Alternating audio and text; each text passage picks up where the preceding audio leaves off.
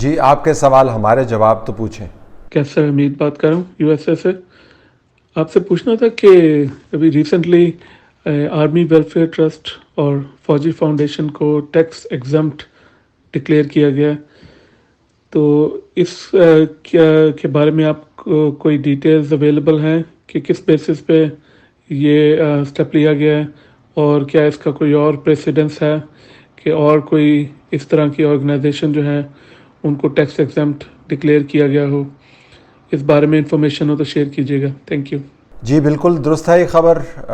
یہ جو انکم ہے آرمی ویلفیئر ٹرسٹ کی اور فوجی فاؤنڈیشن کی، اس کو ایگزمپشن دی گئی ہے. اور یہ کس بنیاد پر سٹیپ لیا گیا یہ تو فائنانس منسٹر بتا سکتے ہیں، شوکت ترین صاحب، کیونکہ انہوں نے جس پھرتی کے ساتھ اور جس طریقے سے یہ ایک علیحدہ امینڈمنٹ موو کیا فائنانس بل کے اندر، پھر اس کو بل میں انسرٹ کروا کے اور اس کو اپروو کر دیا. اس وقت جب فائنانس بل کے اوپر تمام ڈیبیٹ ہو چکی تھی تو محرکات تو خیر انہیں کو پتہ ہوں گے.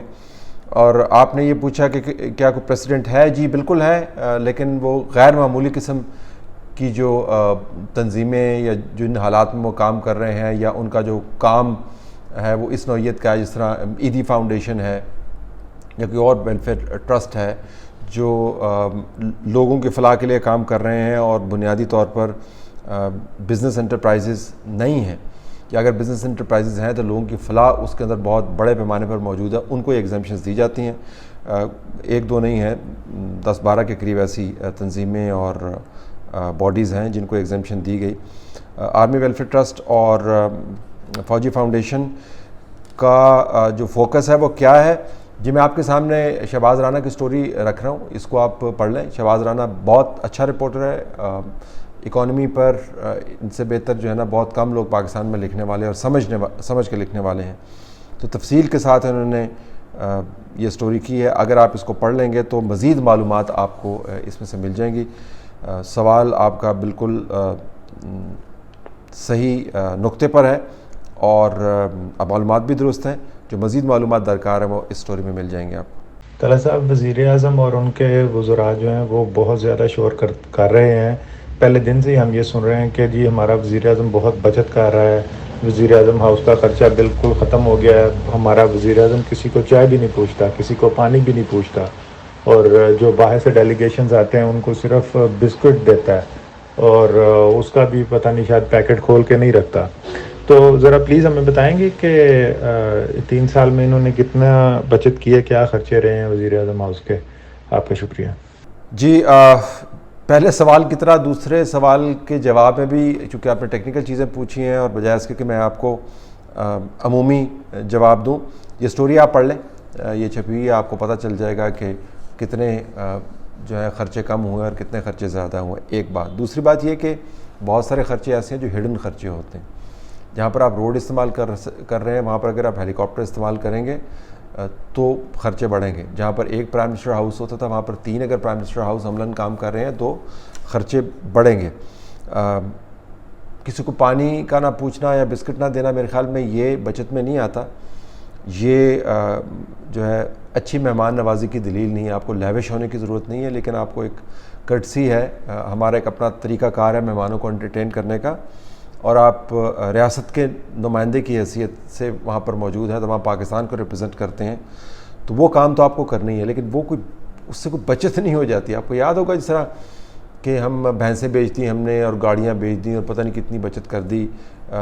یعنی اس سے آپ کو یہ بتا رہے تھے کہ جو بدترین قرضوں میں ڈبویا ہے اس ملک کو، اس کو ہم نے اس کی بچت کی ہے گائیں بیچ کے.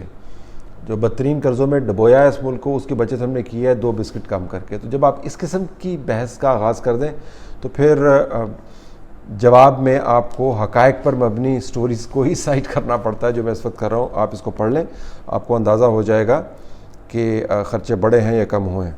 سر میرا سوال تھا کہ حامد میر صاحب بالکل خاموش ہو گئے بھی، نہ وہ کہیں یوٹیوب پہ نظر آتے ہیں، بس کبھی ایک بار ہلکی پھلکی ٹویٹ کر دیتے ہیں، وہ بھی کام ہی کرتے ہیں، کوئی سیاسی بھی نہیں کرتے یا کوئی تجزیہ وغیرہ ایسی کوئی چیز نہیں، اور کوئی صحافی وغیرہ بھی ان کے حق میں یا ان کے ساتھ مجھے نظر نہیں آ رہا. تو اس پہ ذرا روشنی فرمائیں گے کہ ان کا کیا مستقبل ہے؟ جی حامد میر خاموش ہیں، یوٹیوب پر نظر نہیں آ رہے، ایک ٹویٹ کر دیتے ہیں کم ہی کرتے ہیں. یہ درست بات ہے. دیکھیں حامد میر اس فیلڈ کا ایک پرانا صحافی ہے اور اس کو پتہ ہے کہ معاملات کہاں پر کھڑے ہیں. وہ اپنے فیصلے خود کرتا ہے. تو کب وہ واپس آئیں گے, ان کا مستقبل کیا ہے, I am no one to جج. یہ اب ان کے اپنے فیصلے ہیں کہ انہوں نے جو سٹینڈ لیا ہے اس سٹینڈ کو وہ اپنی جو نوکری ہے اس کے ساتھ کیسے ریکنسائل کرتے ہیں. کیونکہ وہ انہوں نے خود ہی کہا تھا کہ نوکری جو ہے ان کے ہاتھ باندھ دیتی ہے اور وہ آہستہ آہستہ سچ بولنا چاہتے ہیں اور مزید باتیں بتانا چاہتے ہیں. تو اب کس موقع پر آ کر وہ یہ فیصلہ کریں گے کہ حتمی طور پہ کہ ان کو یوٹیوب چینل شروع کرنا ہے یا کسی اور چینل پر جانا ہے یا جیو جس پہ وہ کام کرتے ہیں وہاں پہ واپس جانا ہے, یہ ان کے اپنے فیصلے ہیں. تو فی الحال یقیناً ایک فیز ہوتی ہے ویسے, اور اگر وہ اسکرین پر نہیں ہے یا نہیں ٹویٹ کرتے تو ہمیں اس کا احترام کرنا چاہیے. ان کا اپنا فیصلہ ہے. بہرحال صحافی جو ہے وہ زیادہ دیر تک اپنے کام سے دور رہ نہیں سکتا. یہ ایک صحافی کی ٹریننگ کی بھی مجبوری ہے اور اس کے کام کی ضرورت بھی ہے.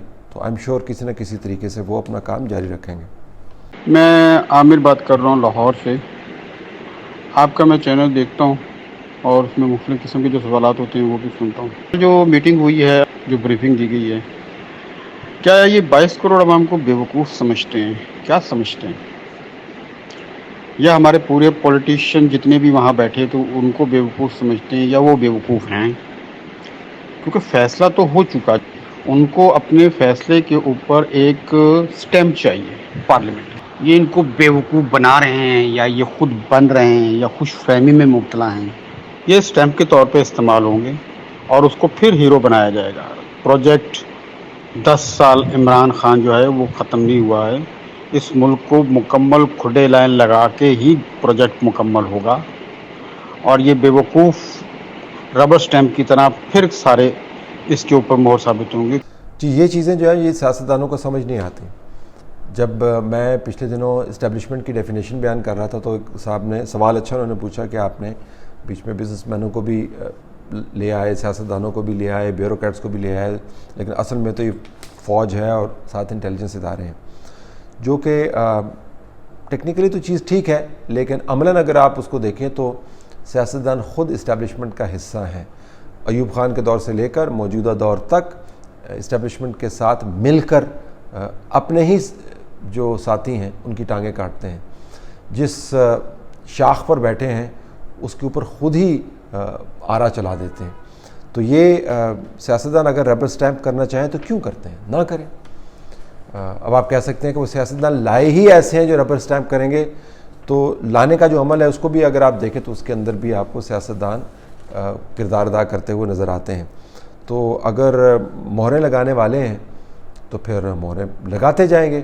نظام بہرحال درست نہیں ہوگا ایسے, یہ میں آپ کو سنجیدگی سے بتاتا رہا ہوں اور رہوں گا, اور اس وقت بھی یہی بات کر رہا ہوں کہ نظام درست نہیں ہوگا. جب آپ سیدھے چلتے نظام کو مینوپولیٹ کر کے اس کے اندر ڈسٹورشنز لے آتے ہیں, چاہے وہ انسانی جسم ہو, چاہے وہ گھر کا نظام ہو, چاہے وہ ملک کا نظام ہو, چاہے کسی تنظیم کا نظام ہو, چاہے وہ آپ کی جو ریڑھی سے آپ پھل بیچتے ہیں جس نظام کے تحت بیچتے ہیں وہ ہو, اگر آپ قواعد اور ضوابط سے بالا ہو کر کام کریں گے تو نتائج ہمیشہ غلط نکلیں گے. تو پاکستان میں بھی مہریں آپ لگواتے رہیں لیکن اس کا نتیجہ کچھ نہیں نکلے گا. 22 کروڑ عوام کو بیوقوف یقیناً سمجھتے ہیں, یا شاید یہ سوچتے ہوں گے کہ ان کا کوئی لینا دینا تو ہے نہیں, نہ ان کی بات میٹر کرتی ہے, نہ ان کی آواز اوپر آتی ہے, تو کیا ضرورت ہے. جو ان کے نمائندگان ہیں وہ خود ہی مہریں لگا رہے ہیں تو چلنے دیں ایسی کام کو. تو شاید یہ تصور ہو. سر طلعت, ریاست پاکستان نے گزشتہ 70 72 73 سال سے اپنے عوام کے ساتھ جو رویہ اختیار کیا ہوا ہے اور جس طریقے سے عوام کے لیے کوئی سہولت کا پروگرام ہی نہیں رکھا ہوا, تو بڑی آہستگی سے لوگوں کے دلوں سے اپنے وطن کی محبت جو ہے وہ کم ہوتی جا رہی ہے. تو آخر اس کا کیا نتیجہ نکلے گا؟ یہ جو طاقتور لوگ ہیں جو وسائل پر قبضہ کر کے بیٹھے ہوئے ہیں اور خزانے میں بھی کوئی رقم جمع نہیں کرواتے, تو آخر اس کا نتیجہ کیا نکلے گا؟ یہ کیا اس کا انجام ہونا چاہیے؟ کیا پاکستانیوں کا مقدر یہی ہے؟ تو یہ اپنے کروڑوں عوام کے ساتھ ایسی پالیسیاں اور ایسی اسکیمیں کیوں بناتے ہیں جس سے عوام محروم رہیں اور یہ پھلتے پھولتے رہیں؟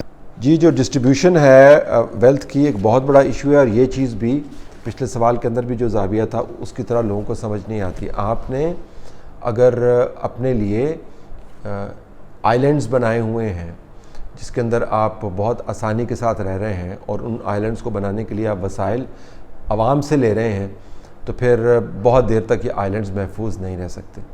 جتنی جلدی اس چیز کا ادراک ہو جائے اتنا ہی بہتر ہے۔ لوگوں کی طرف وسائل بھیجنے کی ضرورت ہے۔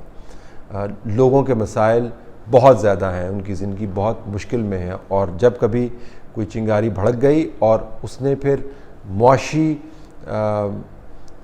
مسئلے کو ایک سیاسی مسئلے میں کنورٹ کر دیا تو سنبھالنا مشکل ہے۔ آپ سیاسی مسئلے کو ہینڈل کر سکتے ہیں، لیکن جب سیاسی مسائل کی بنیاد معیشت کے اندر گڑی ہو، اور معیشت کی بنیاد جو انصاف سے بالکل ہٹ کر بنیاد بنائی ہے آپ نے وسائل کی تقسیم کی، اگر وہ ہو تو پھر نظام پھٹ پڑتا ہے۔ تو بالکل آپ نے صحیح کہا کہ لوگ پھر متنفر ہو جاتے ہیں، ہر چیز سے متنفر ہو جاتے ہیں، جس سے محبت کرنی چاہیے اس سے بھی متنفر ہو جاتے ہیں، اور جو بپتا بڑھتی جائے گی آپ کو آوازیں اٹھتی ہوئی نظر آئیں گی، پھر آپ لوگوں کو روک نہیں سکتے، مینیپولیٹ ایک خاص حد سے زیادہ کر سکتے ہیں۔